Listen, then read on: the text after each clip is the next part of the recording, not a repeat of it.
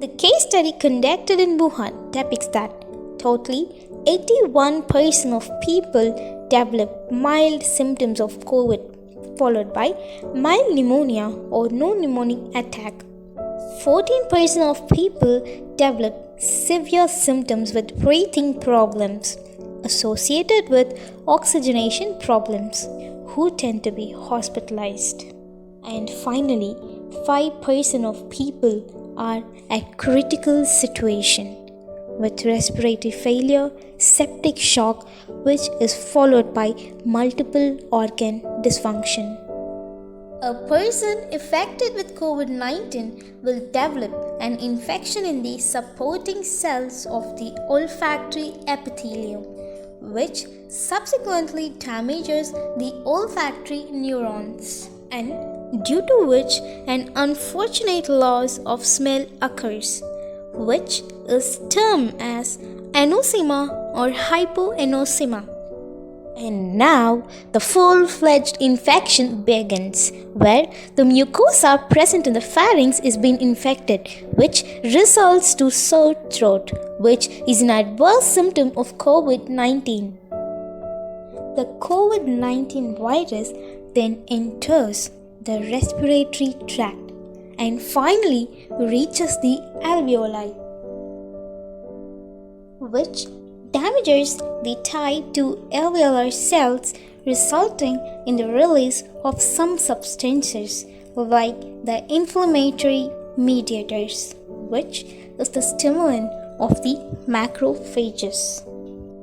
Macrophages here secrete specific cytokines like interleukin 1, interleukin 6, and tumor necrotic alpha factor, which then enters the bloodstream and causes vasodilation, due to which the capillary permeability increases. As a result, the fluid plasma leaks into the interstitial spaces and to the alveoli. As a result, the alveoli is compressed, which leads to pneumonia.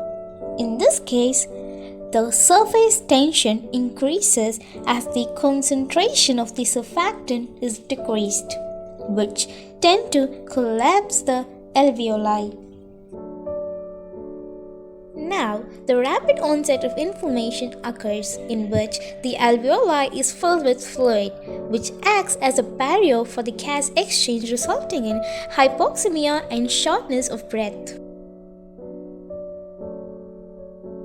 As the condition persists, the viral pneumonia is progressed as acute respiratory distress syndrome. The main features noted here are acute onset of respiratory disease, respiratory failure, and bilateral opacity through chest X-ray. Few abnormal blood clots leads to complications such as pulmonary embolism.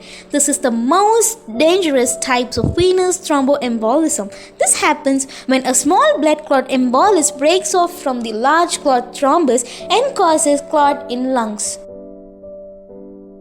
Macrophages secrete cytokines, which increases the procoagulant activity, resulting in abnormal blood clot. Now is the group of progressive diseases called chronic obstructive pulmonary diseases associated with emphysema and chronic bronchitis. People with COPD are vulnerable to COVID.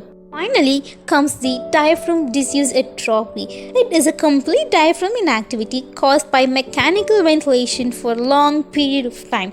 This is basically a post-COVID complication.